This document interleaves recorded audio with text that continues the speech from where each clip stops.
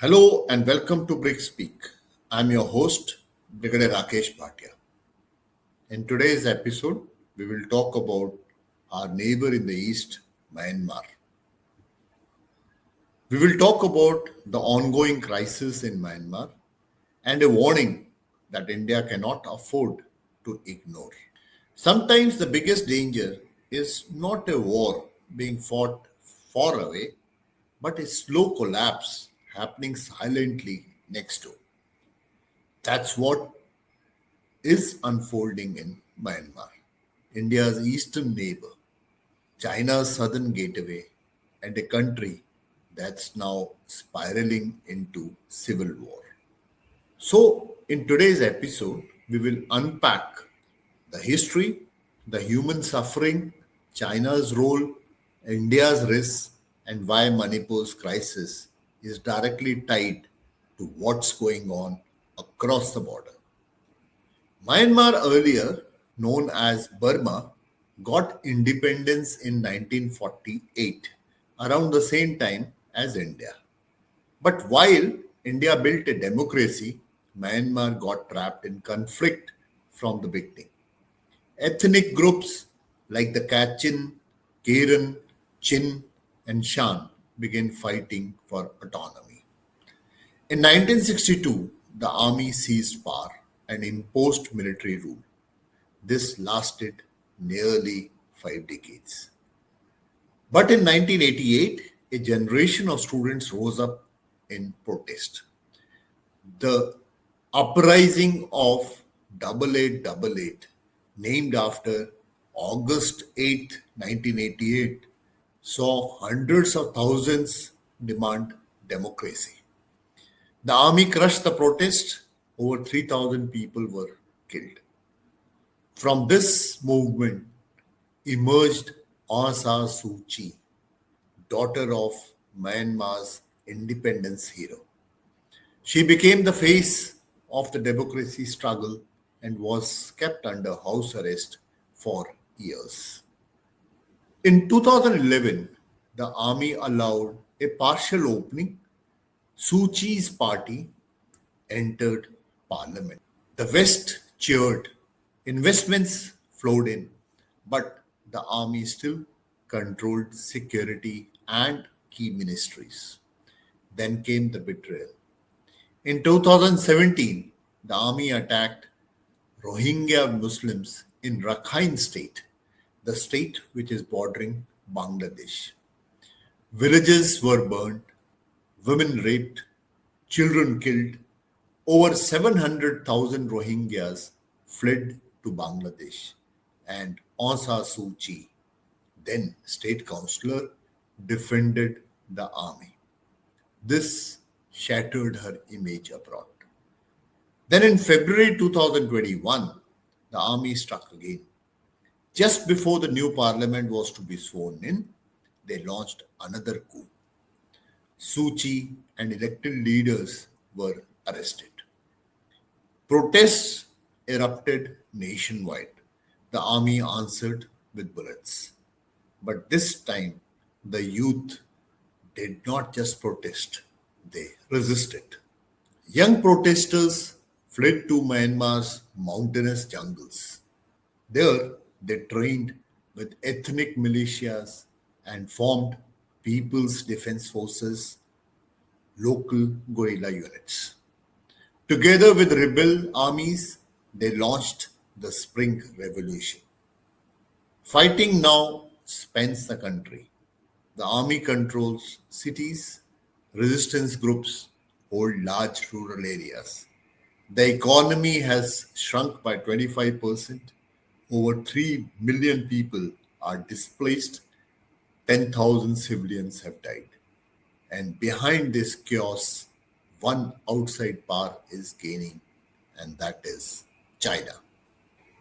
China's policy in Myanmar is simple: control the chaos, don't solve it.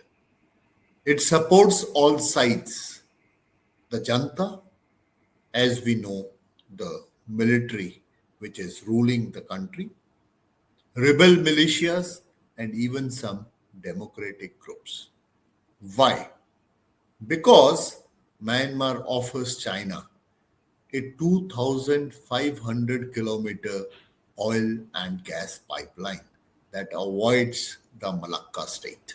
Access to Indian Ocean ports, key minerals and rare earths, land links under the Belt and Road Initiative, and a chance to keep Western influence out. In late 2023, three ethnic militias linked to China, the Three Brotherhood Alliance, launched surprise offensives. They captured Lashio, a major town. But when they moved towards Mandalay, China pulled the plug, cut trade, power, and even kidnapped a rebel leader. The message: obey Beijing's limits. China wants a controlled war, not peace. No story of Myanmar is complete without making a mention of Rohingyas. This Muslim minority has lived in Rakhine state for generations. But since 1982, they've been stripped of citizenship. The state considers them illegal. In 2012, riots broke out. In 2017, the army launched what the UN calls a genocide. Rohingya villages were destroyed. Mass rapes and killings followed. The survivors fled to Bangladesh. Over 1 million Rohingyas now live in camps with little future. Others tried to enter India but face legal challenges and public hostility. Today, they are stateless, unwanted population used as pawns in Myanmar's dirty politics. Let's now talk about India's strategic stake in Myanmar. Myanmar is not some distant country. It borders four Indian states: Arunachal Pradesh, Nagaland, Manipur, and Mizoram. For India, Myanmar matters because it hosts insurgent camps of groups like United Liberation Front of Assam and NSC and Khaplang. India's Kaladan project, about which we have spoken in one of our previous episodes, links Kolkata to Northeast via Myanmar. Our Act East policy depends on stable land routes through Myanmar. Please see our episode on connectivity covered few days back. China's influence in Myanmar could strategically encircle India. Yet, India has taken a cautious path, dealing with the ruling military junta for border security while keeping quiet on human rights. That strategy now faces a test in Manipur.